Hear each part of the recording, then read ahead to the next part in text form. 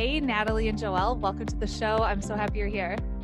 Thank you. Happy to be here. Yeah, we're truly honored to be on your show, so we appreciate it. Yeah, so why don't we start off? Just tell us a little bit about your story, what the heck you do, how you got into it, and all that good stuff. And so, long story short, what we do currently is primarily we're online educators. So we teach through online courses, and we also teach other people how to either become an entrepreneur, become a life coach, or also teach online courses. But we didn't start out in that. We started out doing all of our training and coaching and teaching through workshops and in-person conferences. And then we had a little bit of a disruption that was a blessing in disguise.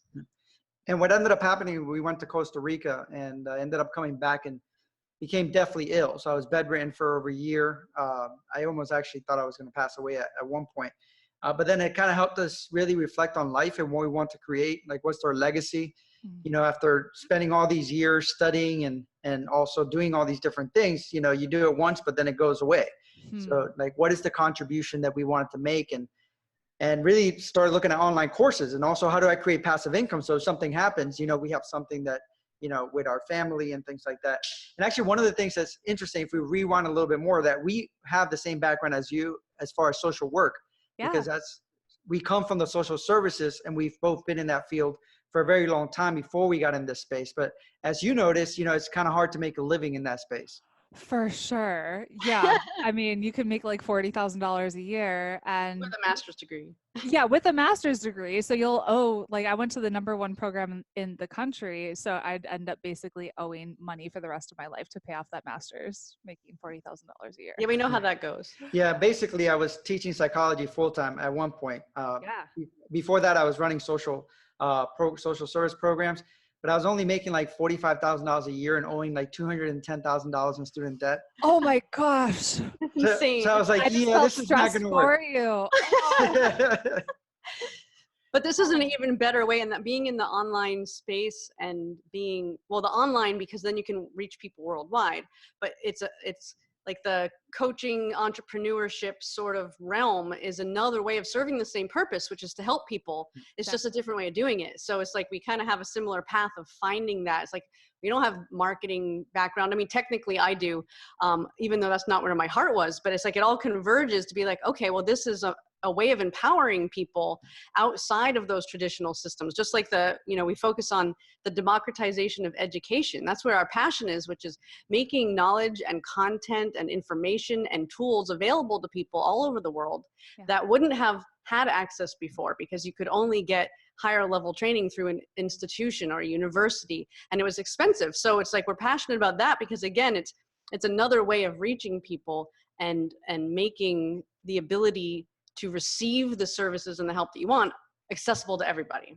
For sure. So who is your ideal client, and what kind of courses and different things are you offering them? Well, we have a variation of niche. For the most part, we work with people, training them on life coaching skills. Okay. We also have a lot of courses that have to do like personal development, personal growth, psychology. We also have entrepreneurship courses, and also courses that are geared more to like corporations. So like Fortune 500 companies are looking for team building and things like that. Our main passion is obviously with the life coaches, because for them, we have students from 195 countries. So they get the skills and then they go back and implement in the community. But we're also very passionate just about entrepreneurship. For us, entrepreneurship is the best empowerment that you can have, because then you have full control of your life, of your destiny, of what you want to create, how you want to contribute, what you do with your time.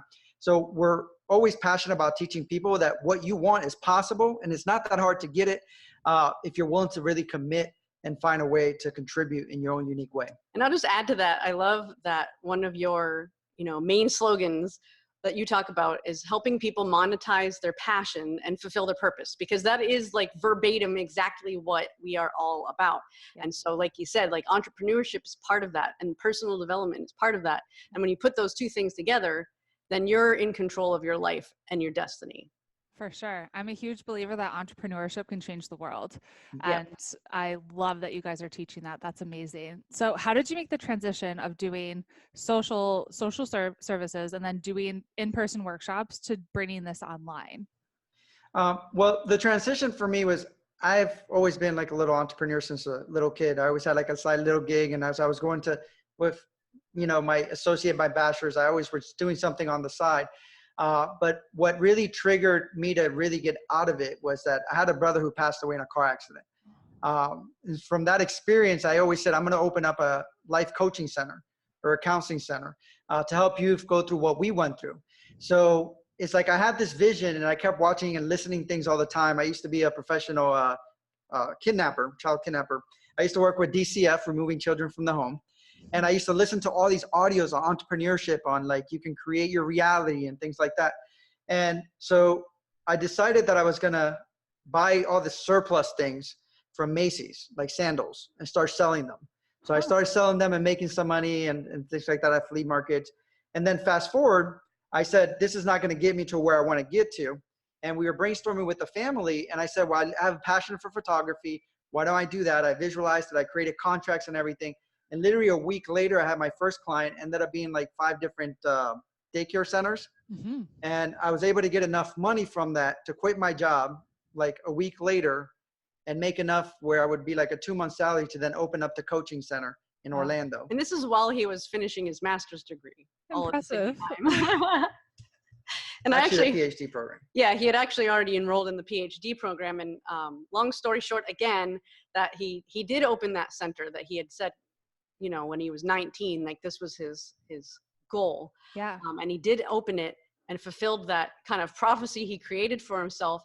And then life circumstances shifted and he had an illness in the family and he had to leave. And he had posted an ad on Craigslist. And I was just going through a transition myself, and also had quit my job and started my own business doing design and marketing, and saw this thing. But what I really wanted to do was being in the coaching space, working with youth. And I had circled on my calendar a date that this was going to be when like my new career, my new business, whatever it was, started. And I found this Craigslist ad and met his former business partner. We clicked and I started working on that same day. I circled on my calendar. And during that transition in like the first week, he came in to get his stuff. So I met him like for 30 minutes when that happened. And then we didn't see each other again for a couple years. And then what ended up happening was that I came back about 2 years later and wanted to help try to expand the business there. And I talked to her and we talked for like an hour or something like that. I looked at my former business partner and I was like, I think I want to marry her. And I was like, dead set that she was the one from that moment. Cause she was just so amazing in every single way, had the same passions to contribute, to make a difference, and we just kind of hit it off from there. We opened up, we left that business and then ended up opening up several businesses on the side, a life coaching business, a t-shirt company, started doing like workshops and all these different things together. So sorry if you hear my dog, it's the mailman is there. Fair enough. Oh my goodness. So how many different companies have you guys had? In total? Yeah. Probably about 12. Holy. 7 or so of them have been together. Because we both, like he said, like we've both been entrepreneurs our whole lives. Yeah. But at the time when Joeel got sick, we actually had 5 different businesses at the same time. We had a publishing company and a magazine. We were doing coaching. We were doing events. We were doing training programs, and probably other things at the same time. And we also had recently not closed, but we eliminated ourselves from the list of 5 business partners of another business, which was a holistic virtual office center. So we had all this stuff going on. Yeah. And we were just burnt out. Like we were the type of people that it's like, because we're contribution driven. So when someone in the community would come to us and say like, the community really needs this, we were like, okay, we'll do it. And so we just kept adding on more and adding on more, always trying to kind of add more value to the existing kind of like the holistic, spiritual, personal growth sort of community in our region. And so that's when Joeel got sick. So it was like, we needed an intervention because we were just, taking on too much responsibility, not being willing to let things go. And so after he got sick, we basically had to stop everything except for we had the magazine, which had subscription income. And we had actually a year before created a couple of online courses, which were selling at least a little bit every month. We didn't have to do anything. We just got, paid every month. Never really thought about it until he got sick. And then we're like, okay, so this magazine and these courses are saving our butt right now. Yeah. Barely, but everything else stopped. We stopped everything because I was his full-time caretaker. And so then we look at each other one day and we're like, how do we make more of this? Like, this is a sign that we've got to do something different. And that's when we dove into learning about the online course world. And then we had all this coaching material, speaking material, all of our training programs and workshops. We could turn them into courses. And that's exactly what we did. So how did you kind of dive in and learn about it? So you had that like light bulb moment, this is what we need to do. So how did you actually learn how to monetize it, make passive income from it? Well, at the time I was bedridden, so I had a lot of time on my hands. Yeah. So I would watch, people on YouTube talking about it. I took courses on different platforms that talked about online course creation. I joined forums and blogs and I became OCD about it. And that was like my only thing, because it was almost like that was my little light of hope that even if I never got better enough to even leave the house, that maybe I could just sit in front of a camera and just share the knowledge that I had acquired all these years. Yep. So for me, it was my way out. And so I just became obsessed about learning as much. I got audiobooks, whatever I could find, anything I just consumed as much as possible. And that's why we're so passionate about this democratization of education, because obviously our businesses had crumbled around us and we didn't have really money coming in. And so the fact that all of the training that we took at that time were extremely low cost or free, it made it accessible to us to be able to dig ourselves out of our hole. And so that's why we're passionate about having programs available to people who are in that situation, or maybe even they're in they might be, middle class doing well in their country, but our prices for them are expensive. So we want to make things accessible to people because we know what it's like to be starting at that place. And actually when we first created our first course, which is also why we were passionate about telling people not to wait till it's perfect, Totally. that again, we couldn't go out and buy like expensive filming equipment or anything. So we used what we had. We had a little point and shoot digital camera.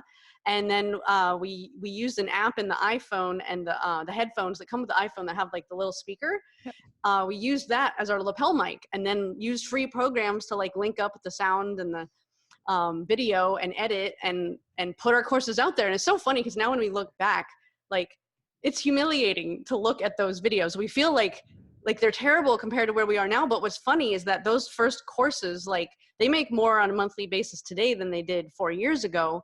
And people they have like the highest ratings out of all of our courses, even though to us they're horrible.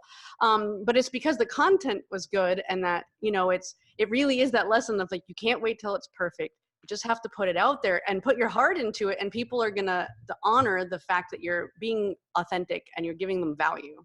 For sure. I forget where I heard this, but I heard someone say that if your first course, if you like go back to it and you're not embarrassed by it, you waited too long to put it out there. Yeah. That's the founder of LinkedIn. Yep. Okay. Yeah. If you're not embarrassed by your first launch, then you waited too long. For sure. So true. So you have all these courses, and I know a lot of people have created courses, but how do you actually market them? Well, we have several different things that we've done. We have actually never spent money marketing them. Yeah, Cool. until this year. This is like the next phase of what we're doing is like really expanding, like scaling it in a different way where we're putting a lot of money into marketing. But before that, we really didn't have to use our own funds to market, because we were either using existing marketplaces of students looking for courses or using other ways of basically we figure out where our clients or students are and we go there, rather than trying to market and pull them in. So we just always used like alternative methods. And I'll give you an example. There's already platforms out there. There's Cornerstone, there's Udemy, there's Skillshare. There's all these different platforms that already have tens of millions of students. Yep. So what we did is that we leverage a lot of those platforms to then have our students there. But a lot of our students then would go to our site and then take courses on our site, want to like reach out to them to do stuff. And because we would have all these courses on there, then companies like Indeed would want us to be consultants, or would they want to speak at different events because they saw that we were experts in this area. So a lot of people think of courses just how can I monetize them, not realizing there's so much more that you can do with it. And for us, we just leverage existing platforms. And it's very similar to you, how you were looking at social works and how much you were making. And then all of a sudden you created your business and you experienced massive growth. And for us, it was, we were one day at the hospital, the last time I was hospitalized, and we were looking across the hospital to the island, which is Clearwater Beach. And when I was telling my wife, one day we'll be there in a blink of an eye, just keep blinking, we'll be there. And what ended up happening, we were selling all our furniture. We had no furniture just to pay our rent.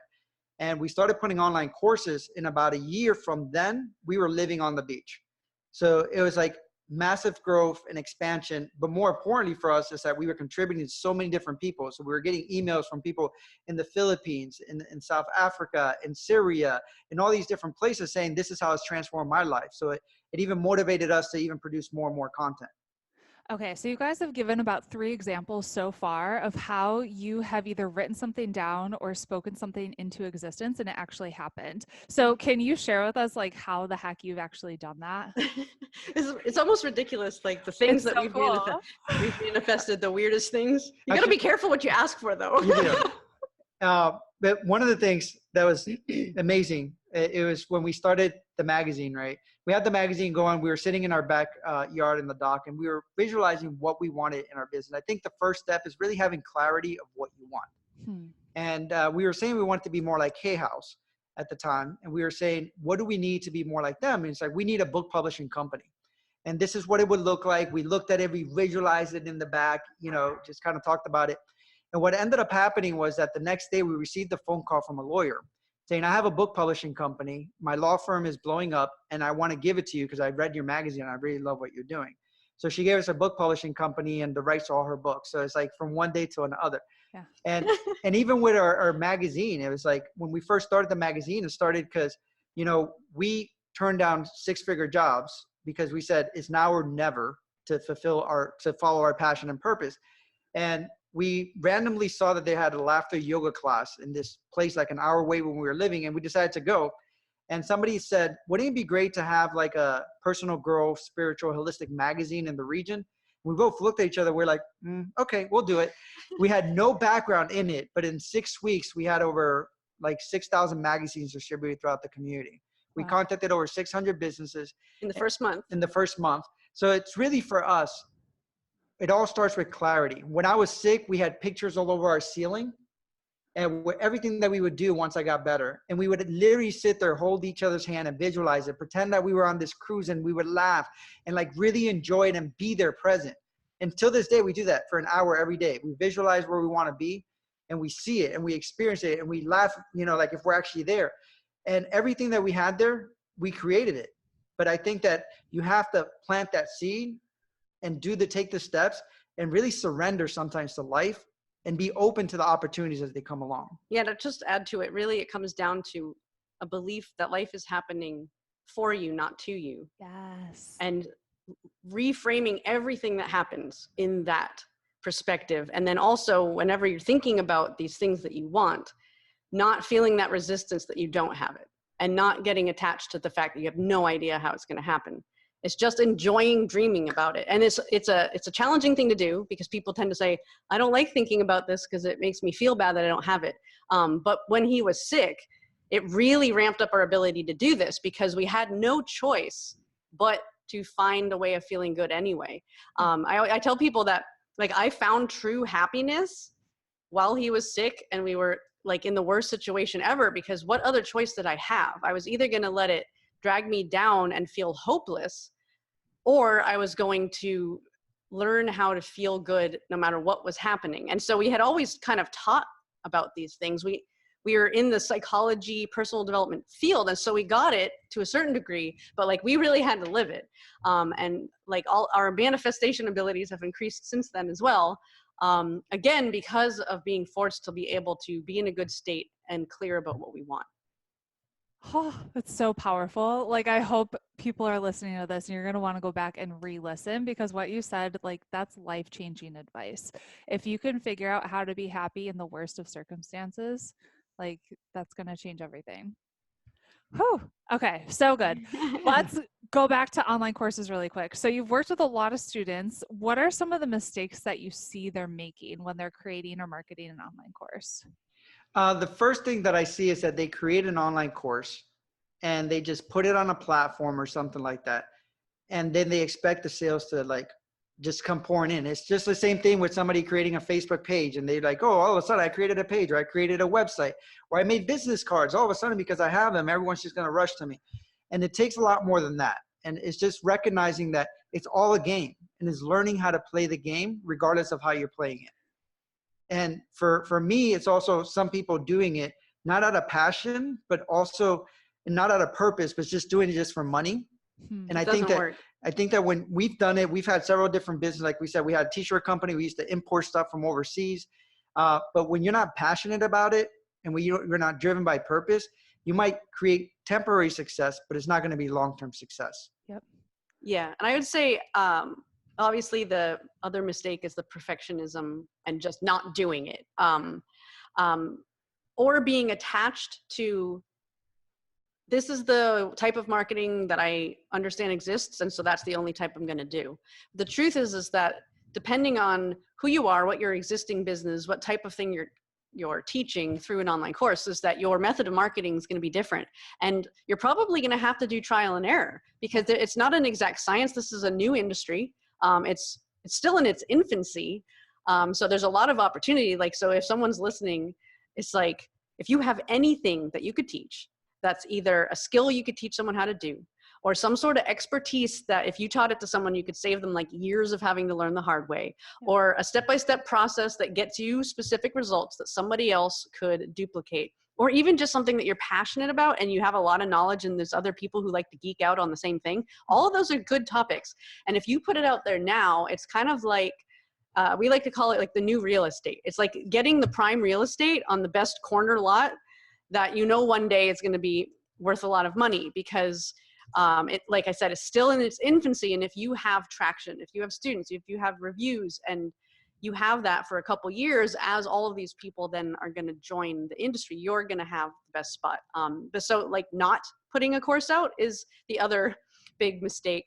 And then again, the marketing, knowing that like we've done it without using social media, which is, I know, is the opposite of your strategy. Totally. We've done it without spending a lot of money on advertising. And so it's, when we say that to people, they're like, well, what the heck did you do? It's because they're not accustomed to thinking outside of the box and thinking of, where are my students? Who already connects to my students? And how could I put myself in front of them directly? And so it's just a different way of thinking. And so definitely also learning from other people, doing, being a constant student of life. And I think what you do is that you leverage these social media platforms. And I think that helps people grow quickly. Mm-hmm. Because, if you hit the right target, if you hit the right market and things like that. So it's not as organic. And that's something that we are getting more into now, because we know that we have all these students, but we can, with the right formula on social media and stuff, we can probably like expand that. We grow about 60% every year now for the last 3 years. Amazing. But with social media, doing it the right way, we can grow a lot more. Another tip I would say is know your audience and know your tribe. Know their pain points. Like if you're going to create a course, you got to know what their pain points are. And what I used to do is I used to go into forums and things like that where people were already talking about these topics. So I would know what their pain points was and how I can help them with that pain. And for most people also is that they're thinking that we're creating this complicated thing, but we have courses on how to say no. Because a lot of people have problems just saying no to other people, and their life is led by other people. Yeah. So we have courses just on that, just like we have courses that are a lot more in depth, or like 15 hours long. So it's like, it doesn't have to be that complicated. We have friends making over $100,000 a month teaching photography. We know people making over $1 million a year teaching aromatherapy. We know people making over $300,000 a year teaching how to bake bread. So anything that you're passionate about, you can teach and make money. Oh, that's so good. Okay. I love what you said about going to forums, because a lot of people, they try to just sell it and they don't know the right language that their ideal client's using. And so that's such a quick and simple tip to actually just go to forums and see what your ideal client's saying they struggle with. So that's awesome. What are some of the biggest mistakes that you think that you've made, and how did you overcome them? Or did you learn from them? Well, the biggest mistake when we first started was waiting too long to get started.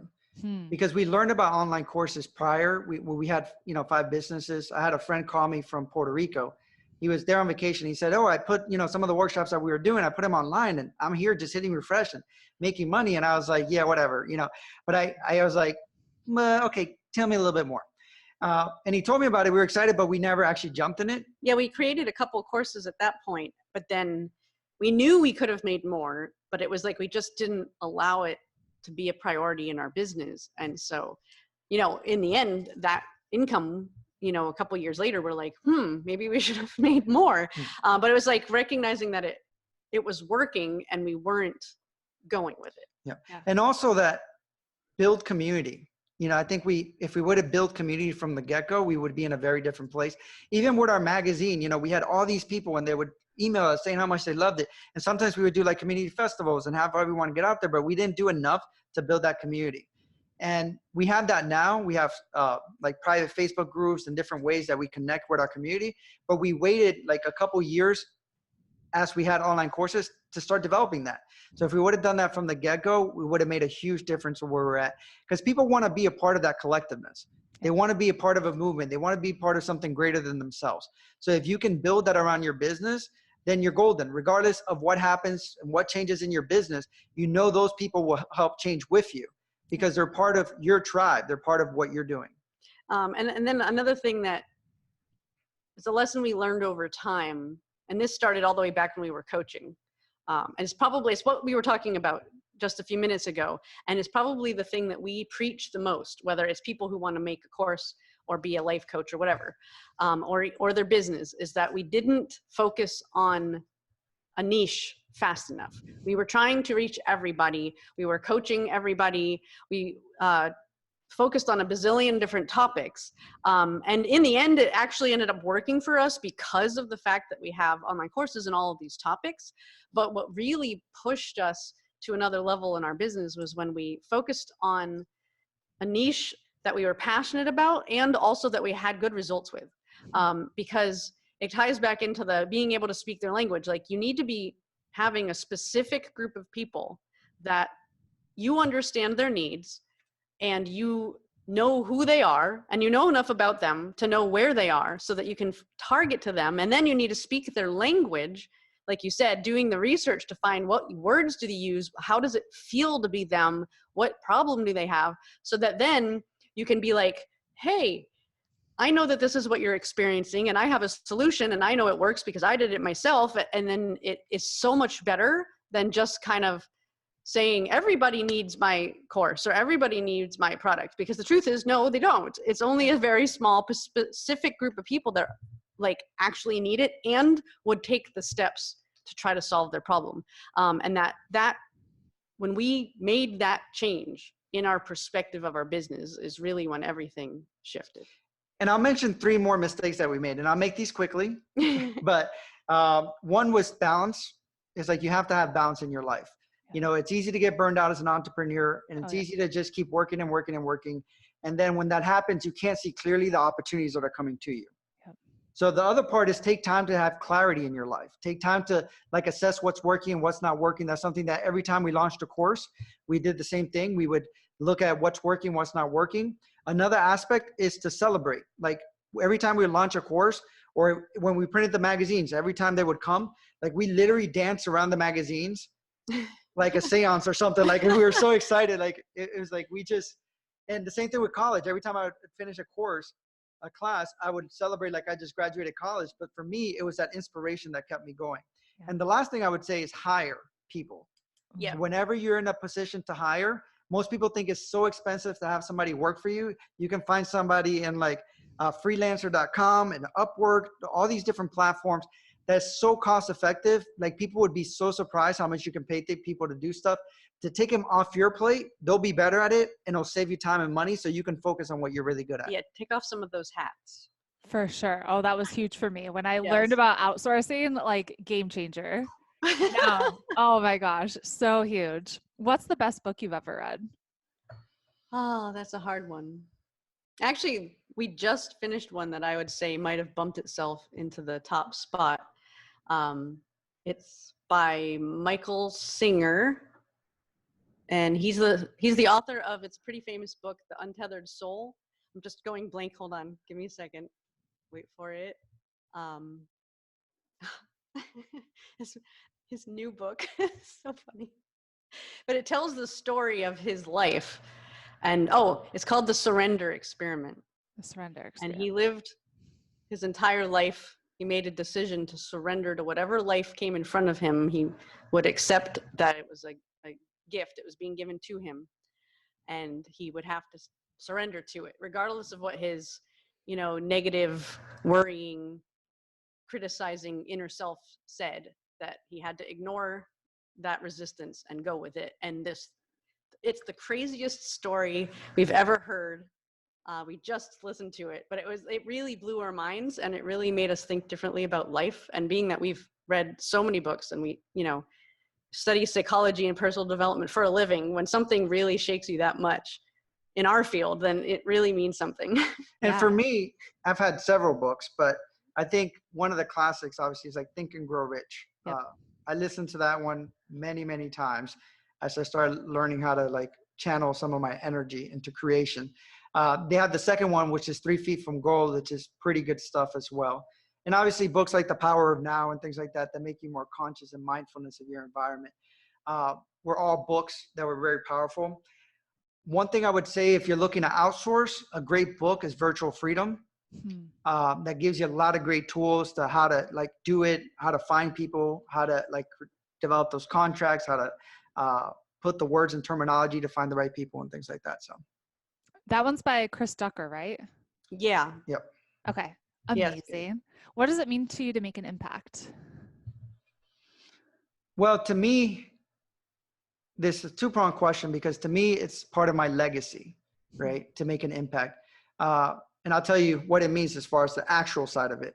My family my dad and grew up in the mountains of Puerto Rico, where they used to see planes and they used to think they were gods. So they had songs and dance for when planes used to come by. They were like Indians with no running water, electricity, or nothing. So for me, like the contribution is part of the legacy that I'm leaving behind, not for me alone, but also everyone that came behind me, that gave me the tools and pushed through and followed their passion or purpose or did whatever they need to do to get me who I am today. And part of my contribution is to help people understand that you have every tool in your ability to create the life that you want. Life is about possibilities. It's just about you deciding what you want to create, taking that step forward, trusting, surrendering to life. And regardless of the challenges that come up for you, is understanding that, it's happening for you, and that whatever you want, you can have it. Yeah. And for me, making an impact, it feels like it's what life is supposed to be for, and that everybody has a different role to play. So for some people, the impact they make is just in their immediate family, and other people are meant to do it in their local community, and other people are meant to do it more in the minds of other people, maybe from all over the world. And that's where I feel like I fall in, and that ultimately the impact that I want to make is have as many people as possible on this earth know that they have a choice, that they have a choice how they feel, regardless of what's happening, and they have a choice what they do. I call it taking radical personal responsibility. Is that you might not be able to control the circumstances, although in some cases you can, and you should take responsibility for doing so. But the things you can't control, you can always control your reaction and how you feel. And it's a hard thing to do. Yeah. It's probably the hardest thing to do, is to be willing to take responsibility for that. But it's the seat of our power. Yeah. And so that's the impact that I would want to make. I love it. What's next for you? Well, we're open. And that's what we always say, some people make 5-year plans, and I don't know who I was 6 months ago. Right. So I'm open. Obviously we want to creating this community. We want to grow to 1 million students. We're adding about 10,000 students a month right now. So we want to accelerate that. And we want to keep pushing for the democratization of education in different ways.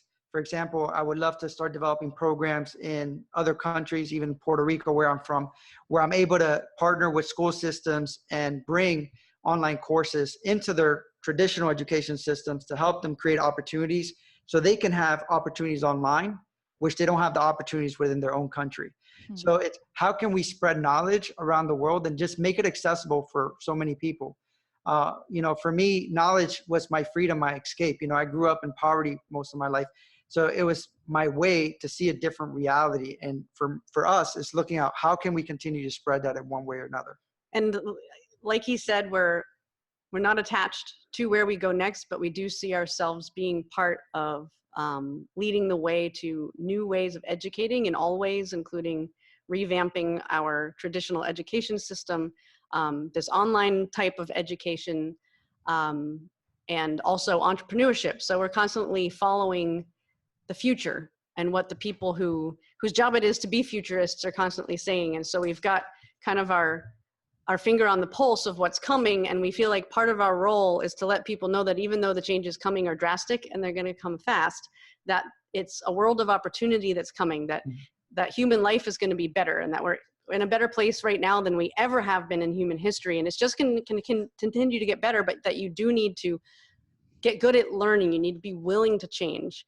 And so that's where we kind of see our role, and working with other people who are also on this planet to serve that same purpose and to show people the light in the future, and that the way through it is education and entrepreneurship. And actually, I'll just add two minutes about the changes that are going to happen, so people out there are aware. Know what we're talking about. Know what we're talking about. So by 2030, they say 30 to 50% of jobs are going to be displaced because of automation, AI, robotics, and things like that. And it's going to disrupt every single aspect, every single field. You might think that you're in a field that is not going to be disrupted. You know, we have already AI that can do a better job than most doctors that detect cancer and things like that. We have AI, you know, already in China doing the news, like a newscaster that stands there. It's not even a real person. We have people like Anthony Robbins, who has his AI already able to look at someone through the camera and basically do the same thing that he does and break them down and do an intervention just as good as he does. Read their body language and see the subtle movement. So it's going to change every aspect of our society. It doesn't mean that we're going to have 50% of people unemployed. It just means that our jobs are going to change, and that we're going to have more freedom and flexibility to decide what we want and what our purpose is and be able to fulfill that. I think that for us, even what we do now is just an example of the changes that are coming, that we're able to reach so many people from all over the world.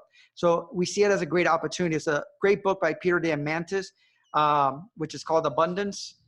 And actually is a follow-up book called Bold, which is, so if you're an entrepreneur, Bold really gets more into how do you actually implement this. But the whole point is we are in a place in the world where we have the ability to solve every human problem. And part of the reason why that works is because we're a global world.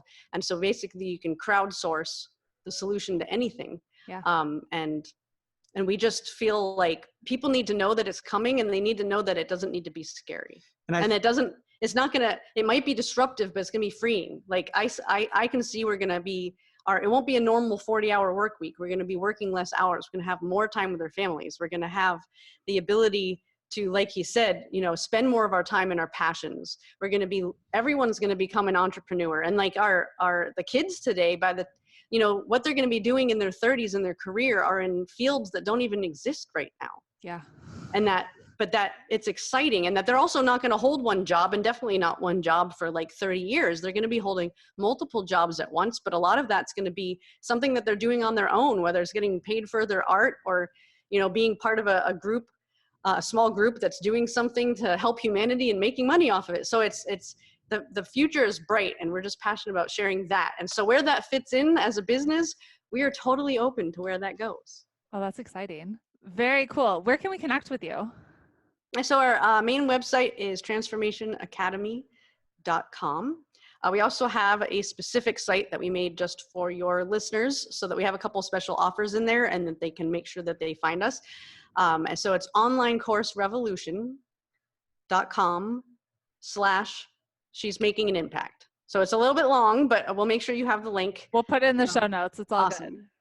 Cool. Well, thank you guys so much for being on the show and just sharing your wealth of knowledge with us. We really appreciate it.